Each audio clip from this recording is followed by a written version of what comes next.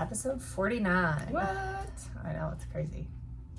I don't know what we're talking about, but that's fine. We'll figure something out. Episode 49. And feeling fine. And we have no idea what we're talking about, but we'll figure it out. I'm Liz. I'm Naomi. And we're the Run Galloway Girls. And welcome to our podcast. Yeah. And I'm going to apologize.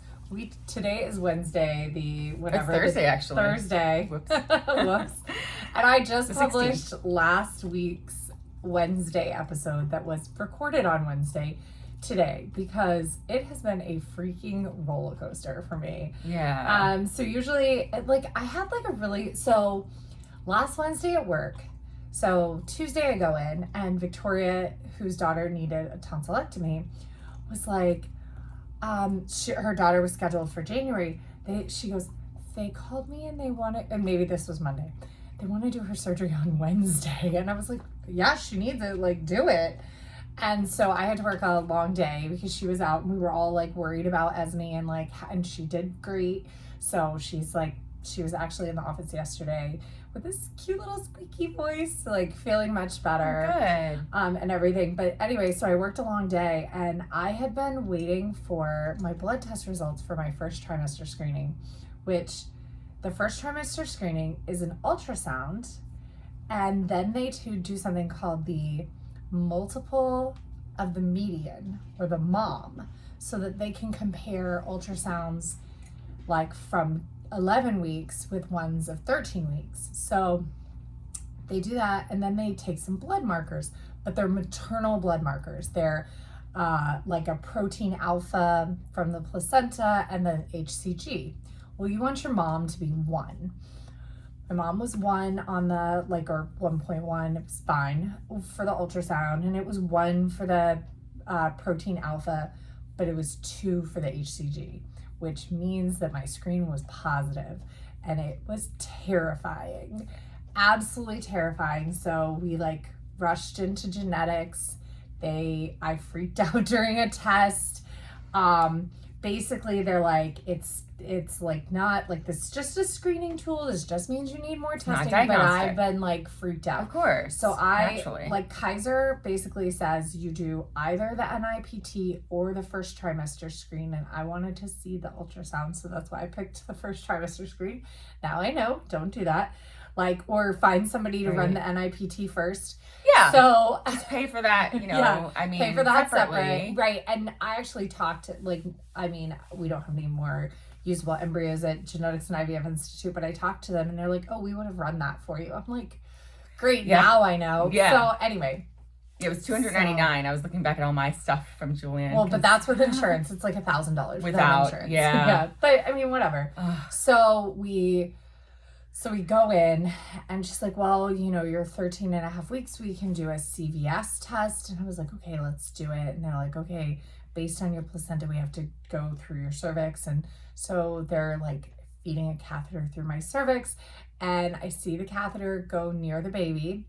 And I was like, no, you need to stop the test right now. Okay, can't do it. Oh. So I had all the same restrictions as if I had the test done. But because they did pass the catheter, but we didn't actually do the test. So anyway, I was sobbing and crying and was like, can you please just run the NIPT so that I can have some relief before having to wait before doing an amnio. So we're going to do an amnio at 15 weeks and then the results take 10 days. Yeah. So we're not going to find out conclusively still for another 15, 20 days. Anyway, she's like, okay, I can do that. So the NIPT came back low risk for everything. So I'm very relieved.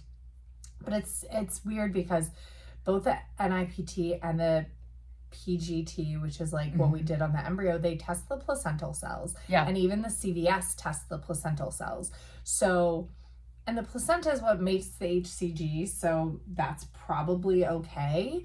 But I have been freaking out. I'm because what if the baby, there's still something wrong with the baby, and that's why, and my brain can't stop thinking about that. I know.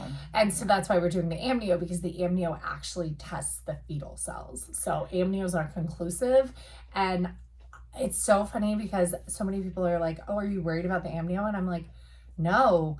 My friend Michelle was like, it's not bad. It's like getting a flu shot in your belly. I was like, That's good. oh, that's easy. Good. Yeah, and at the difference at 15 weeks versus doing first trimester. The first trimester is there's more risk of loss, and you don't want to do something that's going to risk losing the baby when it's probably a false positive. And like, so my doctor actually addressed that, because I was like, isn't there like a risk of loss with these tests? right. She said, in my 20 years, I've had 2 losses from a CVS test, and both of them tested positive for the disease that we were testing for. So they would have been losses anyway. Yeah. And she said that is what happens with the amnio as well. Like anytime there's a loss with the amnio, it was always a baby, because Gotcha. they don't do an amnio routinely on like patients that don't need it done. Right. So that's really Yeah, I mean, the It's more crazy. testing is great, and it can also feed into this anxiety, because you find out something on a test. And we had multiple things come back with both pregnancies. We didn't end up getting an amnio, but both pregnancies, throughout the pregnancy, we had multiple times where there was going to be a birth defect, there's going to be this or that, and Which then is, the like, baby's born terrifying. normal, and like, which is absolutely terrified. terrifying. You know, Yeah. it's funny. I had intrauterine growth restriction, which they used to call intrauterine growth retardation, and all my dad Nice. heard was retarded. oh my gosh, Yeah. yeah, So my dad was terrified. But my mom is 5'2". right, My mom is 5'2". She had been a smoker. She didn't smoke during her pregnancy with me.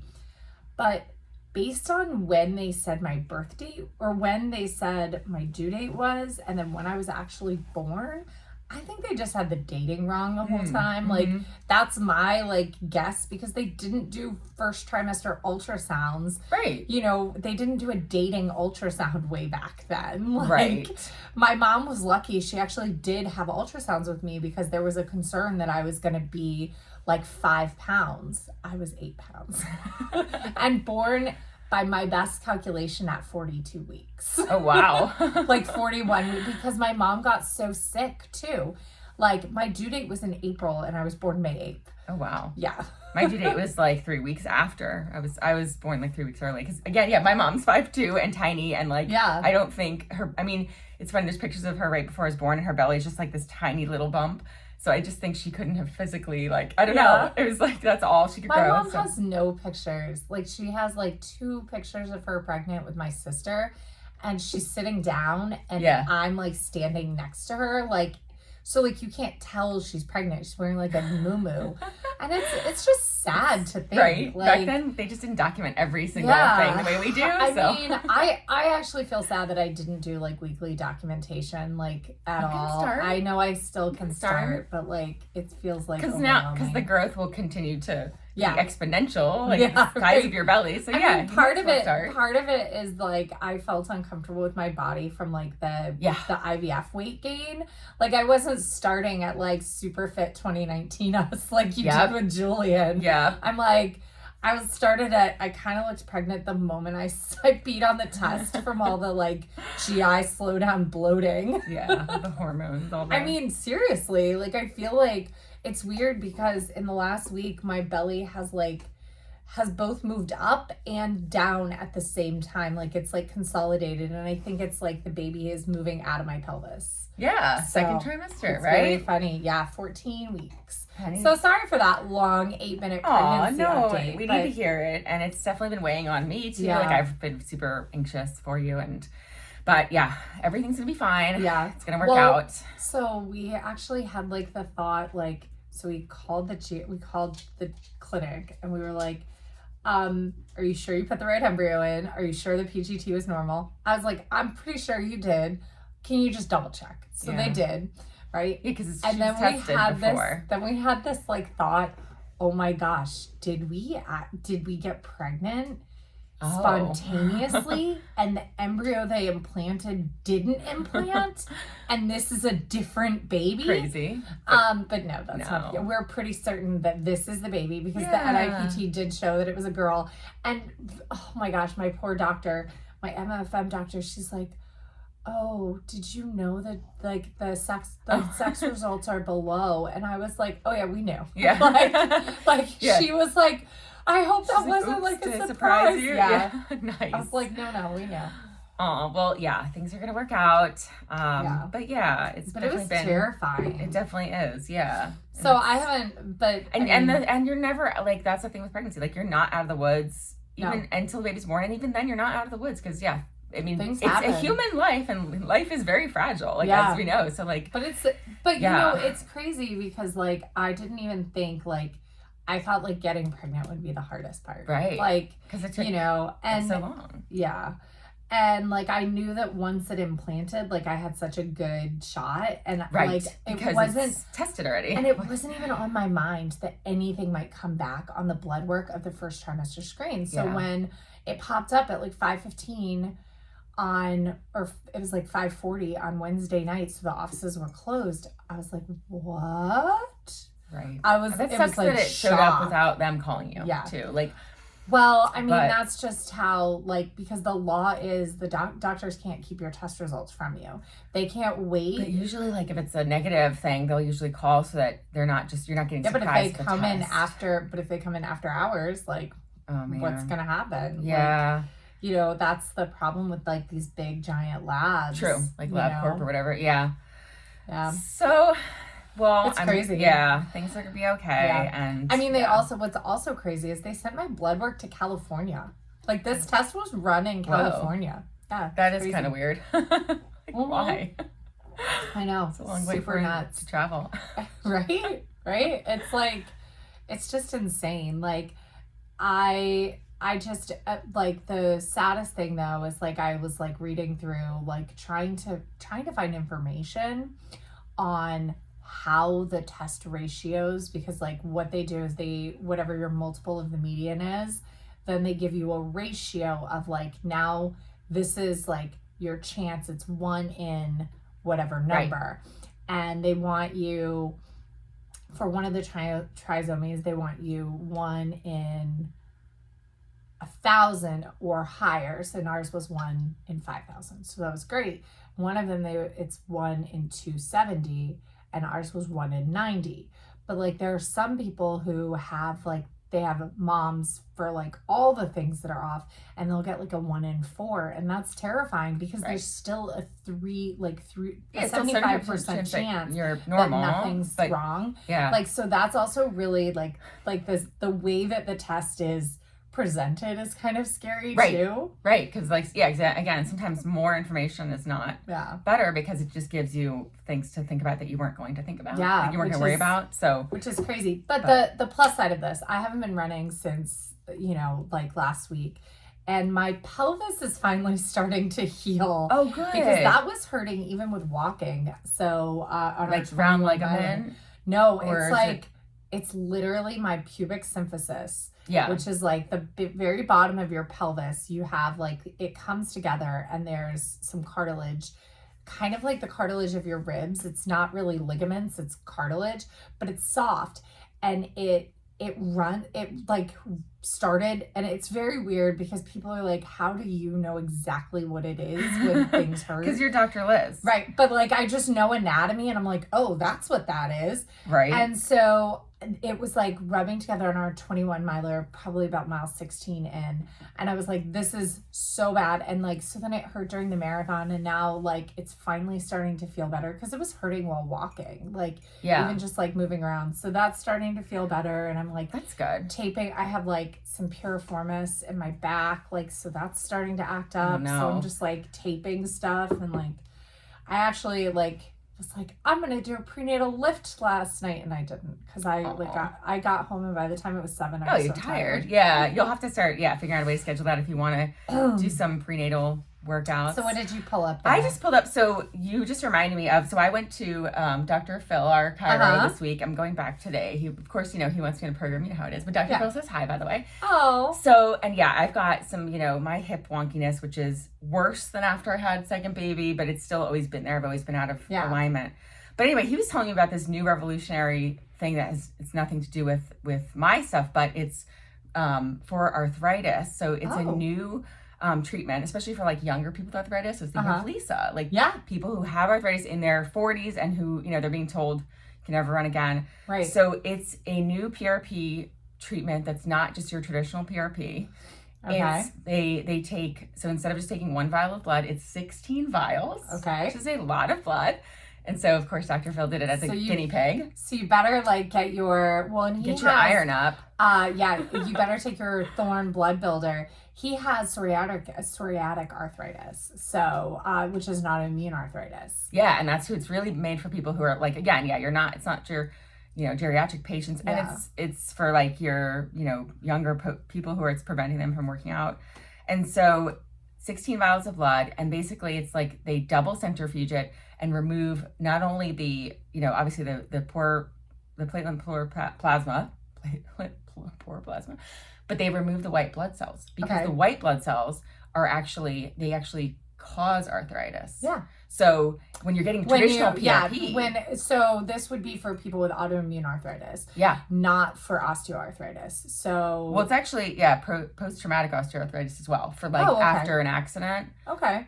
So that he sent me this article to look at and share with like any friends who that's really interesting. Yeah. I mean, it would make sense that like they'd want to remove red blood cells, they'd want to remove white blood cells, particularly like there are different types of white blood cells, and like you particularly want to like remove the ones that like kind of decide what the killers are, because what to attack, because let me tell you, those guys go crazy. Right. So they go and they attack, they can attack if you put it in a joint where you have if you're putting PRP in a joint where you have damage, it's then gonna assume there's an invader there. Yeah. And it could essentially like trigger and cause really cool. More arthritis in that joint. And so like this new technique, removing that, and then re-injecting just this very, very Here's what's cool about PRP. Rich PRP. There's very little risk. Like there is a possibility of a high reward. The studies are mixed depending on like where it's being used, but there's very, very little risk to PRP. Yeah. There's very little risk to it's not really in the populace right now, but there was a thing called prolotherapy, which is basically they inject sugar water, and there was very little risk to that. You get the risky things are when you start to use corticosteroids. Yeah. So using corticosteroids can be amazing for short-term, for immediate relief, one time, but as soon as you have an injury that comes back after a round of corticosteroids, you really need to find out what is going on that's causing that and get to the root cause. Now, the treatment may still be corticosteroids until it's bad enough to do a surgical intervention. That might still be the best option, but you need to know that, because the last thing you want to do is mask an injury that keeps coming back with corticosteroids only to do more joint damage, because corticosteroids thins the skin, ligaments, joints, muscles. It basically atrophies things as it's causing that healing. So you have to be very, very careful. Like I've actually had a bunch of, so I would get these little like like I'd pick like a mosquito bite. And then it would like kind of go crazy and would turn into like a little bump. But then I would keep picking. And the only treatment for them, I have like a little flat scar on my arm now, but the only treatment for it is putting corticosteroids in. And it like makes that little bump that looks like a mole, brings it down to a nice flat scar. And so, yeah. But yeah, it's definitely, I've been, chatting with different people in like some of the Facebook groups and stuff, and people who have, especially plantar, and who've used cortisone, and like and a lot of people tout that like, oh, that was the only relief I got was the cortisone. But yeah, I definitely agree. Like cortisone has serious risks associated with it, which the PRP, again, like the traditional PRP will not cause arthritis in your heel of your foot, most likely. It's more of like when you're injecting it to your knee or your neck or somewhere where you've got potential for arthritis. But if you're considering the differences between the different treatments, I would definitely recommend PRP for plantar, even though it's going to be more expensive. It's way less risky and more effective than cortisone. I mean, I actually wonder what the PRP combined with cortisone might do. Like, right, you've had a treatment of PRP, you are 75% better. Like, Yeah, I know you still maybe have 80. issues. Okay. Maybe 80. Like, So I most know days, it's still bothering very you. minimal. It's not gone, but you Right. have to, like, it's hard when you had an injury that was literally causing you to cry every day, and then it's still there, but you're not crying every day. Like, right? Right. Like, it's hard to be like, I'm not, like, you're like, I'm not better at all, but you're a percentage, better. Right. You're at least 70% better, right? Right. So, like, with that, and it's been some time, so the effect of the PRP is gone. Now you're, like, kind of in status mode. It, like, you might want to be like, okay, let's throw some cortisone in there and see what happens, right? Like, if you were, being if risky. the pain was acute. Yeah, if the pain got acute, or if you were like, Yeah. I'm already planning to take, like, a low volume 2 weeks, like, start some cortisone, let's see what happens. Like, one time's not going to hurt you. Right. But it's the repetitive use. Exactly. Yeah. Exactly. So again, it's like I know a lot of people who, like, would develop plantar through a marathon training cycle, would literally go 4 weeks before the marathon, get cortisone, like, kind of have a longer taper, and then go run the marathon, go run their first marathon. Like, it's a short-term fix, though. Yeah, I feel like it's still, yeah. So yeah, interesting developments in some of these technologies. I'm glad that it's still being, like, experimented with, and, like, very cool that someone decided, like, that's Dr. Phil was like, how do you decide to, like, let's take 16 vials so we can, like, because he wanted more is better. Yeah, and, like, eliminate anything that's going to cause inflammation. Yeah, that is really cool. Like, part of me, post the article. if I just had unlimited money, I would be like, well, my shoulder is, like, pretty fine, but it's not perfect. Like, let's just go ahead and throw some in there. Yeah, what can I do? Throw it anywhere? Let's just throw some PRP, like, in every joint. Can it be preventative? Like, I know. Come on. I know. I mean, because I have, like, high risk joints because of my joint mobility. So it's just, it's very, very interesting. That is very cool. He always has cool stuff going on. Yeah. And he was very excited about your pregnancy, by the way. Oh, yeah. I was, like, kind of like, excited. we're waiting on some test results. Yeah. But he was, like, so congratulatory. So, because he's like, I follow him. Yeah, we're so excited. I love Phil. He's the greatest. Yeah. And here's the thing. I actually don't believe in Chiropractic Sorry, care. Phil. I don't believe in chiropractic, like, as the treatment that people, like, claim that it is. Like, so many people will be like, it is the best and only thing. Like, if it works for you, great. Yeah. But I do believe in what Phil's doing. Like, I feel like his practitioners really know, like, he is really listening to people's bodies. It's not a one-stop crack shop. Right. Like, he's not, just cracking everybody the same way. He also really cares. Yes. And I think that really matters. Like, yeah. Yeah. So he's just really, like, just the best guy. And he's he and his wife are super smart business people. Yes. And I have mad respect for that too. Yeah. Yeah. So yeah, he does want me, I'm going to go in for a little while and just kind of, just with my hip stuff, see if it helps. Does your insurance cover it?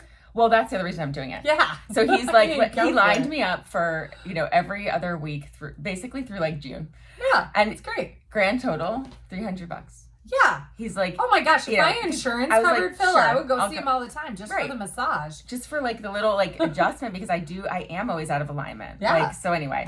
I agree with you. 100%. I'm a little bit, it's one of those sciences where I'm just a little bit like, but you know what? But it does help, like, especially when I'm out of alignment. I always have to remind him, I'm like, you can't do my neck, Phil. Like, I'm hypermobile. Like, you can't do it. It will make me in pain for 2 weeks. He's the only person who I trust to do my neck, but I always am worried about my neck because of the studies of the things have shown, like blood clots and whatnot. Oh, no. My issue is, like, literally it makes me sore for, like, 3 weeks. I was sore, like, the next day, but then not the next time I went in. That's so good. It's interesting how, like, I needed that. You kind of get used to it. First adjustment. Like, has he done the one with the towel? I don't think so. Gosh. But he was saying there's a connection. Around my head. Oh, really? And, like, it was a lot. Oh, wow. No, he's saying there's a connection, like, with the cervical and, like, plantar. So he's wanting to, like, see if it would help my foot. I mean, he messaged me when we were still in the thick of, like, IVF before Mountains to Beach. And he was like, I think you have this nerve entrapment that can cause, like, pregnancies not to happen. And, it's really sweet. And so I went in but for me, my insurance doesn't cover it. And I just can't spend, No. 75 or 150 bucks to see, like I stopped seeing an acupuncturist for the same reason. Oh, like, yeah. It just is the cost is prohibitive and it stinks, but like that's just where I'm at. And like, Oh, of course.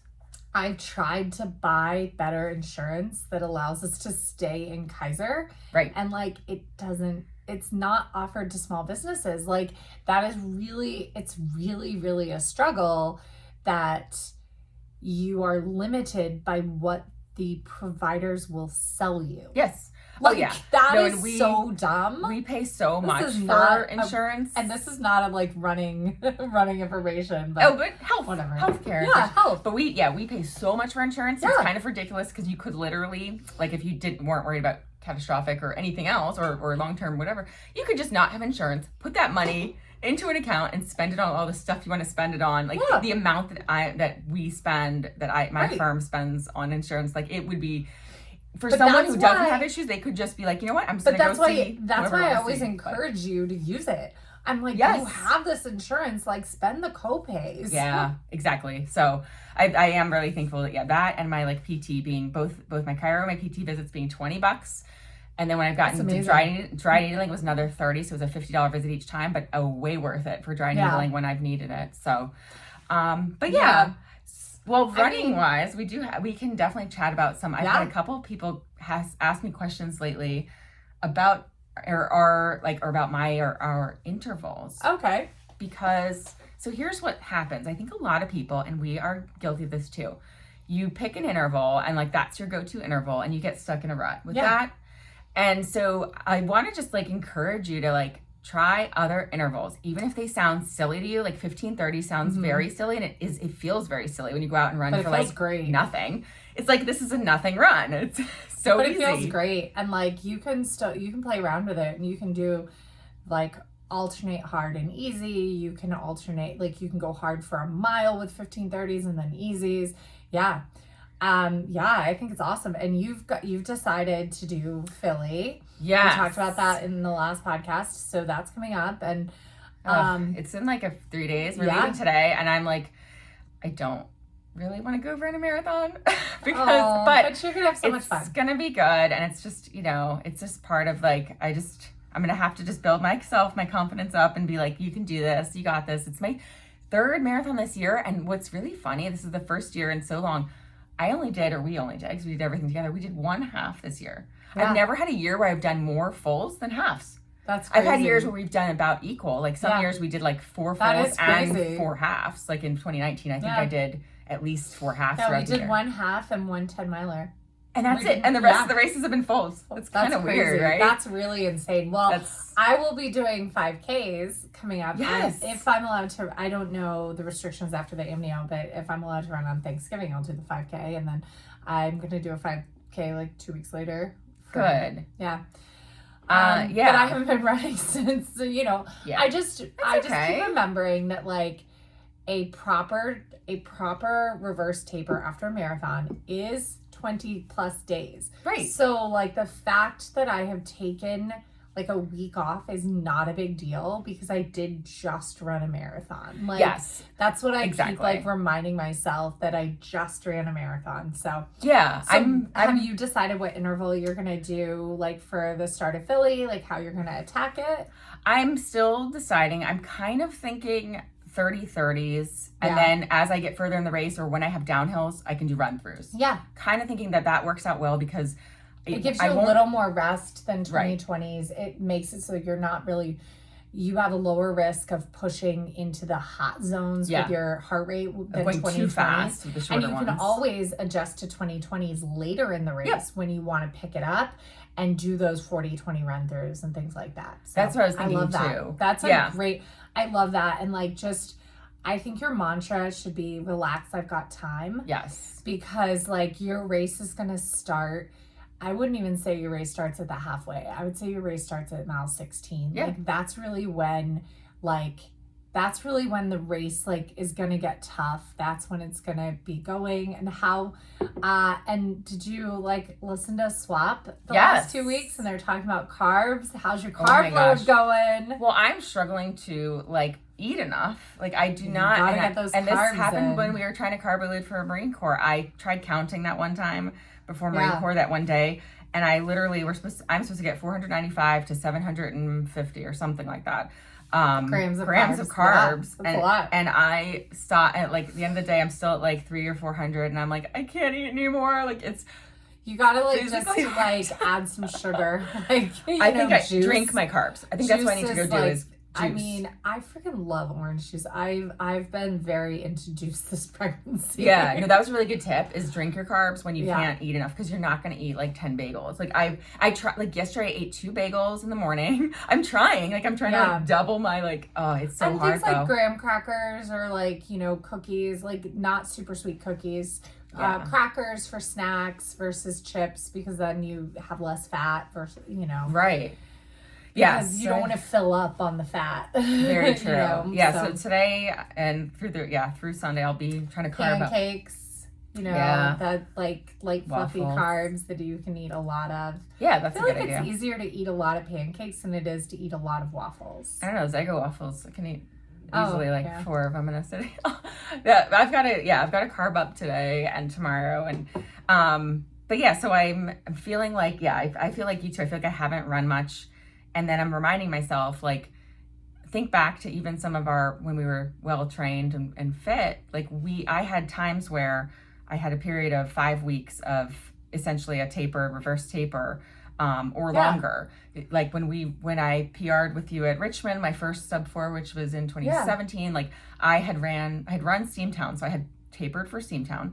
Then there was 5 weeks between that and Richmond. So it was a very long time of like, very low running and still PRing. Yeah. Obviously I'm not going to PR this weekend, but like it's okay to have this like extended period of downtime. You're not losing. Your body remembers it. Yeah. Your body remembers it. And like, while we are big believers in the Galloway method and the over distance training, one of the benefits of that is your longest run, that 29 mile run, doesn't need to be 3 weeks out. It can be 5 weeks out. And you're still going to have the fitness because it is so long. Now, if you were to try to do a traditional training plan and do your longest run of 20 miles, for that to be 5 weeks away from your marathon, like that is going to spell disaster because you haven't done the time of the marathon in so long. And that's one of the benefits of the over distance training is like, that's why, you know, it's not recommended if you're going for PRs, but that's why you can do that super long 29 miler, taper for a week. So 2 weeks later, then race something like a 10 miler or a half marathon. And then 2 weeks later, go into your marathon, and you're not going to not have the benefit of that long run. Like you can have kind of a shorter goal race in there and then still perform well in the marathon. I wouldn't say that you're going to be peak, like because you didn't have specificity in like what you were trying to do. But I mean, I did that multiple times where, I mean, my goal was more finish the marathon and race the 10 miler. Like that was just and really like all of my paces were so even. Like if you think about it, like I was more just like running race pace. My race pace was the same from a 5K to a half marathon. In fact, I used to open all my races with my 5K.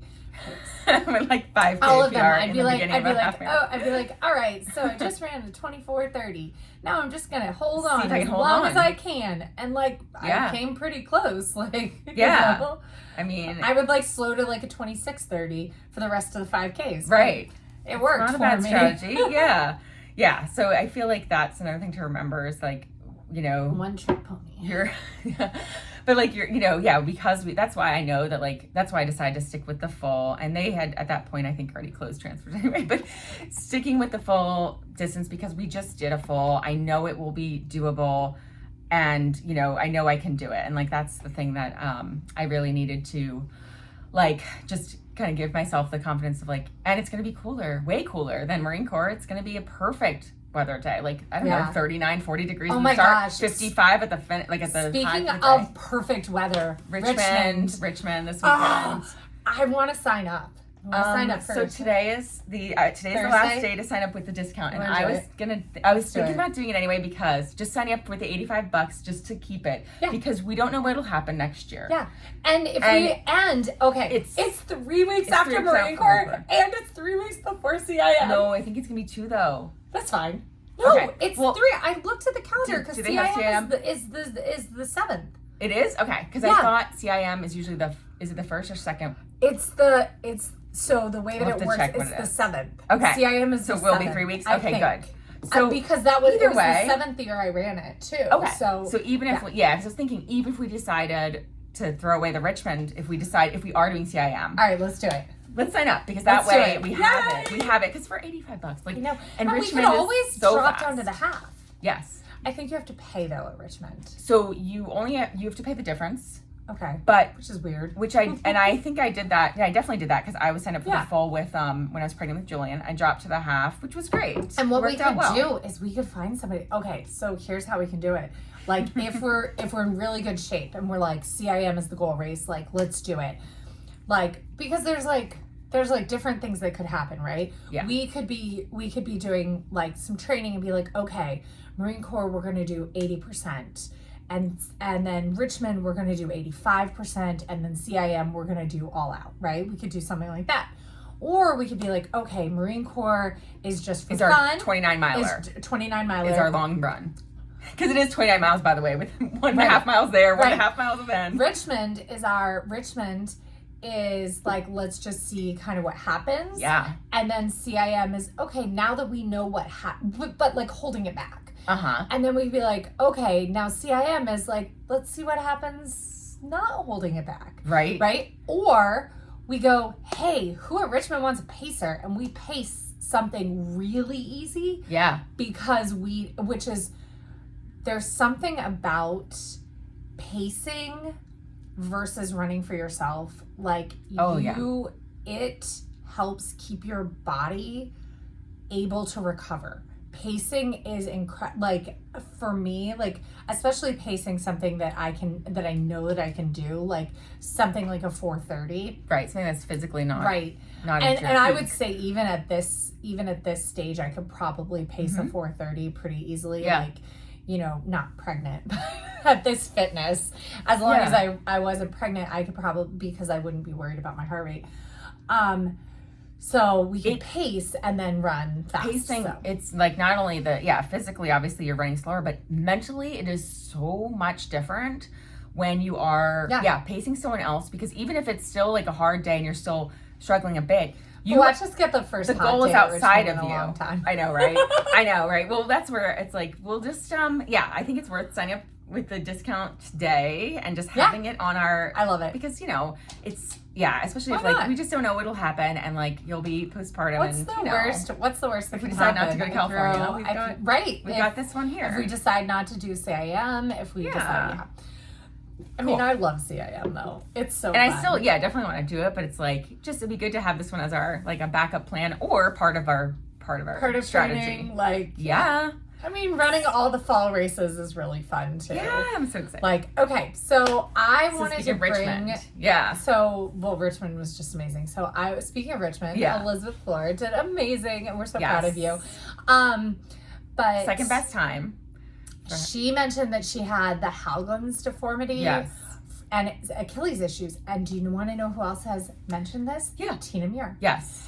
And I've heard that. She fixed it by putting lifts in her shoes. Yes. And I'm going to like just bring hot takes to this podcast because I love it from Swap. Hot takes. Hot take, minimal shoes are the problem. Yes. And low drop shoes are the problem. As somebody who low drop shoes fixed my problems, low drop shoes are horrible. I think that they are awful. I don't think they're good for people because they like so many people get caught up in the I'm trying to lower my drop and then they're like, well, I can only do this. And I've actually been thinking about that with your feet. Like I've been thinking that you need to go up to 10 millimeters because you've been in 5s for so long. And like I was thinking about your this is so weird that I was like thinking about this because you need a little more cushion in your arch. I was wondering if maybe we could build a cushion onto your arch supports to put into your shoes. Yeah.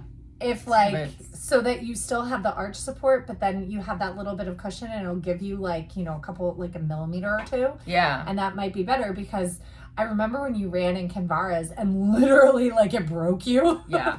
Yeah. So it's interesting because like, yeah, the trouble here too is that like a lot of the companies making the foot shaped shoes, which is that's what I'm trying to strive to find too, is like the wide toe box. I bought Birkenstock sneakers for work. Are they so comfortable? They're so amazing. Okay. I'm ordering more because I ordered a different pair of like work sneakers, and they still have this pointy toe on them, even though they're like, oh, they're so comfy, but they're still squishing my toes in, causing the like I have a bunion, and they're causing the issue with the plantar. Okay, this sounds really weird. Go up a little bit in a size, and then take cellophane, like saran wrap. Okay. Because saran wrap's like squishy and it's not gonna cause any issues, right? And you can make you can stuff the toes of shoes with saran wrap. Yeah.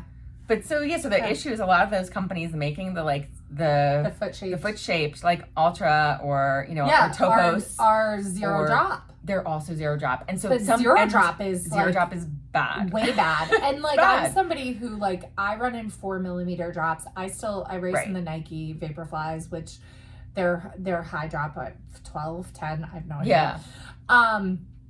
But I get weird issues, and like I'm the only person I know that actually Floyd is the other person who's also surprisingly a Galloway person, right? Yeah. Who is like, I'm Kinvara for everything. I'm like, me too. Yeah. Like, are we keeping Kinvara alive?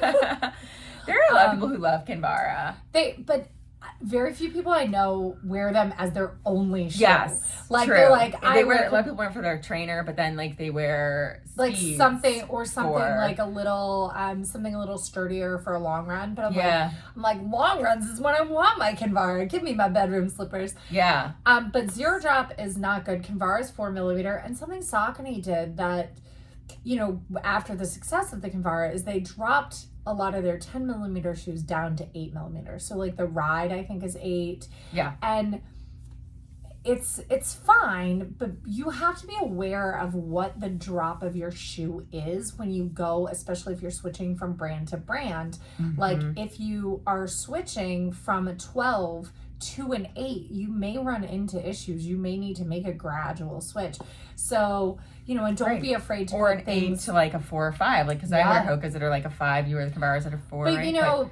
Probably with your insoles, you're coming back up to about an 8. True. Like you probably a 7 or an 8, just because of the way insoles are kind of made. True. They're sloped a bit. But I mean, again, that's another thing. These shoes that we buy are $120 shoes with 15-cent insoles in them. The majority of runners should put some kind of insole that is better than the 15-cent insole that comes with their shoe into their shoe. I say that as someone who believes that, who cannot do that, which is ridiculous. But it works for you. Like those 15-cent insoles worked for you for the most part. Like, right. Well, I mean, literally, I can do the same running in like Birkenstock sandals as I do in Kinvara. Like I'm one of those weird people, and anytime I try to like add any restrictions, it causes issues. Yeah. But again, like I have weird anatomy, or maybe I don't know. I used to run in the Wave Rider from Mizuno, and the Wave Precision. Those were my favorites. I ran in those, and then I ran in the Asics DS Trainer, which Asics DS Trainer is like super mild stability, but they're super flexible in the toe box. But one of the issues is I would run through them really fast, like really, really fast. And the Kinvara is the first shoe that, I kind of get 150 miles out of, which doesn't sound like a lot, but when you're only paying $54 for a pair of shoes, it's not that bad. So I'm just running through more pairs of shoes than other people I think that's also something that's been changing possibly with the shoe industry. I don't know, but I've seen this throughout some of like the Facebook groups. Again, is like people saying, hey, anybody out there who is wearing Hoka Rincon, for example, which is one of the ones I wear. Yeah. Have you noticed you're not getting the miles anymore out of them? You're getting 200, 250 max. And I'm like, yes, Yeah. I'm glad it's not just me. Right. Because I am noticing that I used to wear shoes up to 350, 400 miles easily. You know, back like when Hoka had the other one that was similar to probably Rincon. changes in foam. Like foam degrades over time. The other thing is if you're buying older models, like Oh no, I'm talking about the new ones. Right, They're but just if you're not getting the mileage out of them. Pre-buying like shoes and say like you're buying like at a big sale, you're buying 3 or 4 pairs. By the time you get to that last pair, you're gonna get less miles out of it because that foam is older. Like, which but you know, but you just have to know that. Like, and I like to think about my dollar per mile average. Like my dollar per mile average is probably very equivalent to somebody who's getting 200 or 300 out of a pair of shoes that costs $160. Yeah. Actually, my dollar per mile might be better because I'm waiting and buying the old pairs off Amazon for literally like $50 or $54 or $48. Because I go back and forth between the men's and the women's. I can wear 3 different sizes with no problem. Like that's how I'm like, as long as they are Kinvara and not those stupid Kinvara Pros. Although I'm gonna try them again, but they have an 8 or 10 millimeter drop. They're really stiff. They're really different. Yeah, they're really stiff. They're not like bouncy like the endorphins. Like I like the endorphin. Then just get the endorphins. Yeah. Get the $275 ridiculousness. They're so good. Yeah. I can't wait to wear them on Sunday, even though I haven't worn them since Mountain Beach. It's awesome. They're so bouncy. Yeah, it's gonna be like little trampolines on your feet. Yeah, it'll help me. You'll have your insoles in those, right? Yes. Okay, good. That's what with those versus the Vaporflies, my insoles fit in them perfectly, and they don't take away from the drop. Yeah, the Vaporflies are very I don't know. They're very weird. I don't like the newest ones that I had. I loved my olds, which the first ones, Vaporfly 2. I think I loved those. I'm gonna have to figure out either buy a brand new pair because that's the difference too. I bought the 2s from PRR. I bought the other ones. Yeah, an older. Yeah, I bought the other ones from Nordstrom Rack. Right. I also wonder how many. I've heard that there are a lot of what do you call it? Fake versions of these shoes out there. And I really do wonder because I've been on some websites where, so they said never buy off of Amazon, which I wouldn't anyway. I don't buy my shoes from Amazon. But I buy my Sauconys from Amazon. But they all come from Running Warehouse and stuff. Okay, yeah. As long as they're still coming from a shoe company. But if they're coming from China, they're probably fake. And they do a really good job of faking. And I found a website that was selling both the Mocs and the Rincones that I need to get a new pair of each. And they're selling them for $87. And I'm like, that doesn't seem right because on Hoka's website they're still full price, $125. And so I'm like, are they cheaper, fake? Though. Or are they? That's not that much cheaper. How will I tell if they're counterfeit? I don't know. Running them. But that's what I've heard. People saying that you get them off of Amazon or one of these cheapy websites, and they end up being counterfeit. They look just like the real Hoka. They look like the real Saucony. If they have the real foam, who cares? I don't know how they do it. I don't know. So it's interesting. But yeah. That is really funny. I do feel like they're just not getting the mileage that they used to. It could be me, but I think it might be the shoes. I'm seeing a lot of people saying the same things. So anyway, this deformity that we're talking about that, we're kind of mentioning, and we're mentioning drop shoes because of this. It's essentially the insertion of the Achilles tendon in the back of the heel. You get oh my gosh, what's the thing that Osgood-Schlatter's, everybody has it in high school. It's the bump at the front of your knee. Oh, yeah. As you're growing. Anyway, it's essentially just some inflammation, but this at the back of your heel from your Achilles. Your Achilles tightens up when you run, and so there's some pulling on that insertion, so you get some swelling and you get tightness, and it's caused by tightness, and then that swelling causes more tightness. It's caused by pumps, ladies. Stop wearing high heels. Well, and caused by running, especially if your heel is dropped. So one of the treatments is go to a higher stack shoe. Put a little bit of things. So I was thinking about Tina, who's been running. She was in Ultras, and then she went to Allbirds shoes, which I have no idea what kind of drop Allbirds have. I think they're zero drop, but they're just they're more casual shoes. So she's been having that. And then she's Achilles. who's she with now? I don't know who she's with shoe-wise. She's with another, but it's another yeah. And so I think it's just really something, if you're dealing with lower leg Achilles stuff, really look at the drop in your shoe and make sure that you're kind of treating that that Achilles nicely and not letting it kind of stretch out. So Yeah, I'm not gonna be able to find it, but yeah, maybe we should message Tina. Yeah. Suggest that. She was just on the Today Show. So exciting. I know. It was That was really so cool. cool. So was Kaylee the first First Down syndrome person to run to run New York City Marathon? Yep. So exciting. So Yeah, cool. very, It's very cool. amazing. Yeah. She's in ultras again. Or ultras again. So I believe. But I mean, the ultras are, I liked the way the Escalantes feel. Like, I have a couple pairs. I like walking in them. Every time I start to run in them, bad things happen, though. Like, bad things just happen. I know. Like, I love the idea of them, though. I definitely made my, plantar worse when I wore them without, because didn't have my insoles in them, and Yeah, I mean, bad things happen. They're more like the Escalantes are very similar to the Kinvara. And I liked the older version, the Escalante 2, I think, more than the newer ones. Anyway, my sister loved them, so I gave all my Escalantes to my sister. Yeah, the hard part is just finding a shoe that has the wide toe box and the higher heel drop, because usually the higher heel drop ones, look at Nikes, like they have a very pointy, what's called a tapered toe box.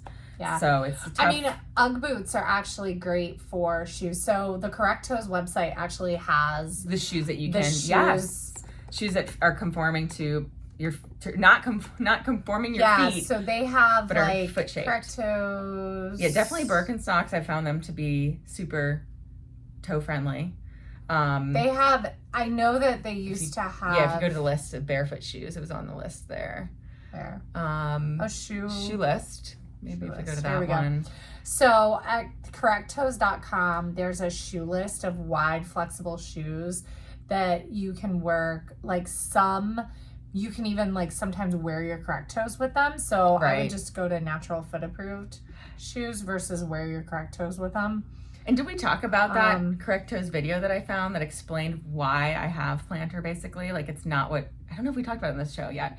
So Correct Toes had this amazing video that this doctor's explaining really the true root cause of plantar. So if you have a bunion on one of your feet, you probably also have plantar on that foot or are susceptible to it.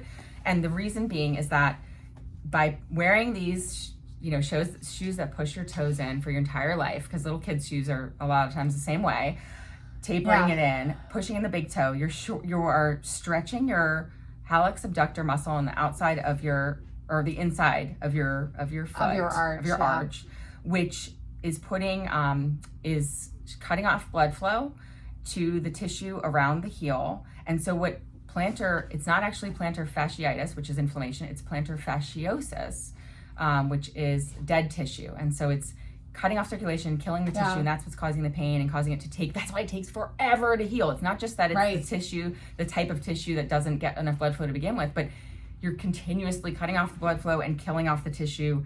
And so, yes, the big thing was at the end of the video, like, wear Correct Toes. And I'm like, great, I've got them. Like, pull them back out and try to wear, shoes that allow my toes to I can only find one of my Correct Toes. Oh, well. I can only find one. So maybe I need to buy another pair. Yeah.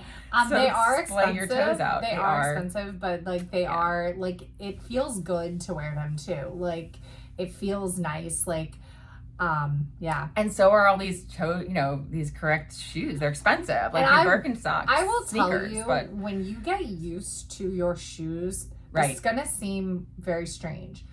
If you can get used to wearing bigger shoes, it is better for if you still want to wear like normal shoes. Like I really like Sperry's, like in the winter, Sperry boots. If you can just get used to being like a half size to a full size up so that you have that wiggle room, like you get used to your shoes being floppy. I hate to say that, like, but that builds up the strength in your feet.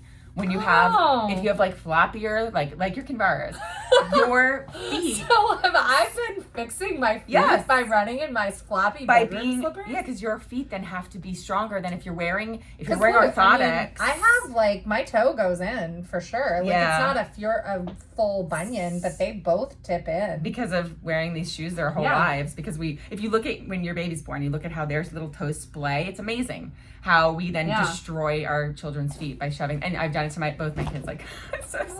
because you buy shoes not thinking about what you're buying, and then you look at them later and you're like, oh, they're pushing in their toes. Oh yeah, It's bad news. Just get them more Crocs. I know. That's why I'm like forcing the kids. I'm like, you're wearing Crocs all the time. I don't care Croc how cold it boots. is. Yeah. No, they make boots. Yeah, the Croc boots. I know. They have like Croc rain boots. They have Yeah. like you can get the fur lined Crocs. Yeah, and Crocs are expensive too. So it's Yeah. not like the problem is, you still are at the behest of like paying a lot to keep your feet healthy. Well, but at But- least Target has those. The fake Crocs. But no, they have the little kid shoes that are the wide ones with the little trolley on them. Yeah, I know which brand you mean, and I can't think of it.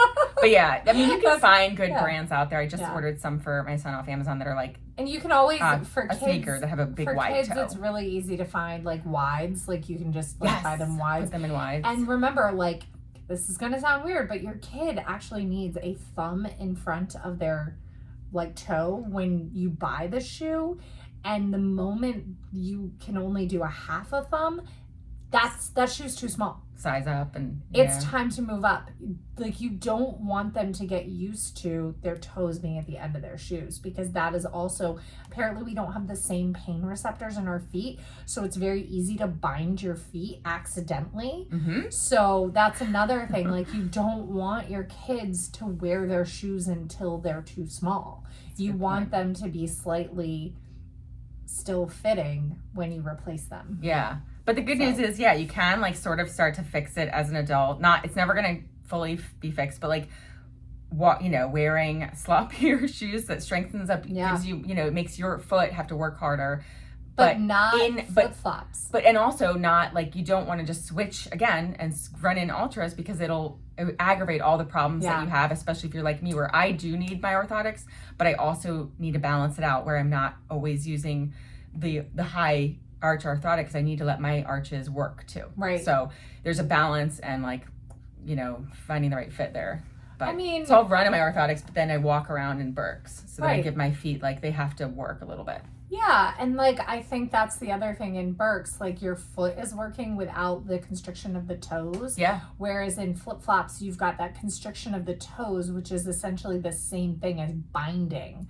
So that's why flip-flops are not a great choice. A lot of people will say, oh, but I walk in flip-flops. It's Or great for barefoot. me. Barefoot's not Like, a good choice apparently, yeah. especially if you're at this point in your life. Like if you start barefoot as a baby and never wear shoes, great, but Right. we're too late in the game. Yeah. Yeah, so, I mean, it's a lot of work. Toe yoga, too. Toe You yoga do toe yoga and- and like towel scrunches. And the calf raises, I'm gonna say like that is, even though it seems weird because you're tightening your calves Right. that are tight, the single leg calf raises have been one of the things that have really helped me and helped a lot of That's people out awesome. there because you do Well, need to strengthen it in order to. Then we should plug the Recover app because the calf workout on the lower leg, all the lower leg workouts on the Recover app I need to get back to have that. a lot of great calf exercises on them. Like, I'm gonna go do that this morning. yeah, they're like, it's really good. I really like the Recover app actually. Like, I just haven't used it in a while. I keep forgetting because we I got was doing Peloton. and I was doing PT for Yeah. so long. But the Recover app is really nice. Like I remember it, like it's always the first time I do the exercises in a while. Even without weights, I will be sore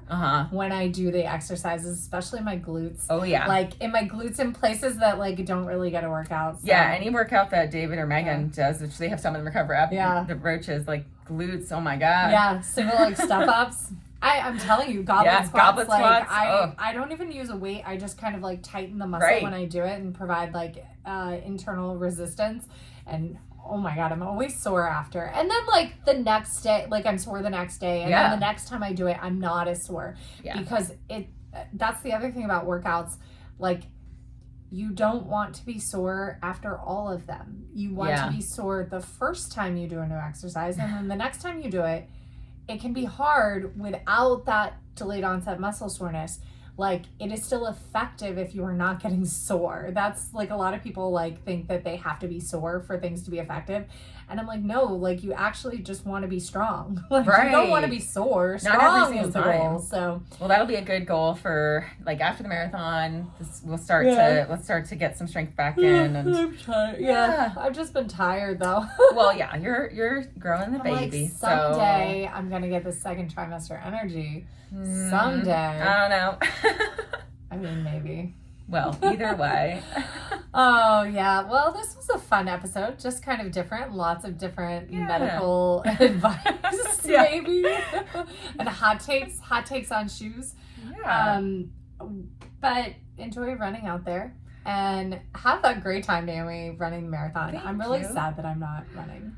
I know, me too. I wish we were doing it together. But yeah, I'm just also try to really have glad. you there in spirit. I'm really glad I'm not running a marathon this Yeah. weekend. I think I could a smart handle thing to do. probably about 10 miles, and that would be about it. Yeah. Like I'm just tired of being in pain. Yeah. No, I'm definitely not marathon ready, but Yeah, I'll sure be you are. fine. But I am Sure you because we are. just did it. So I'm You're gonna I have know. so much fun. Take pictures, take videos, Yeah. have fun. You know, just let it be what it is and Yeah. enjoy it, you know? yeah. And your race starts, 13 to 16 miles in. Yeah. And freaking like crush it. Yeah. Yeah. It's a great course though. I'm excited to be Yeah. there again and Yeah. and hopefully get to see some cool people You'll at get the to expo see so many too. family members, and I wish I was running the 8K though. And I'm gonna see my some bib came. I was Aw. like, Yeah, I know. If you could at least, I know. I hope I'll see some. sign up for Richmond. Yes, let's go do that. Yeah, someone who I grew up with, she and I were friends in like elementary school, and then she's a doctor now. She married a guy who's also brilliant, and he's a professor at Wesleyan. And who went to our high school. Anyway, he's running his first at Philly, and she's asking for Yay. advice on what to bring him at the finish. And Aww. she's like, I have no idea. What is he gonna need? Ice? I was cracking up. No. So I was like, you probably won't be able to eat much, but like I love chips and soda. Yeah. So I would say that's something you could bring him. And then I recommended like a warm sweatshirt, some slides or like recovery slides for his, if he has a pair, buy him a pair. Something Yeah. comfy for his feet. Some dry socks, dry gloves maybe because they might be cold and wet and he might just want some warm Is comfort it stuff. gonna rain But still? not gonna rain, but like you do Yeah, get sweaty and also like if you're wearing the gloves and you keep picking up water at Yeah. the water stations, I don't know, my gloves sometimes get wet and then Yeah.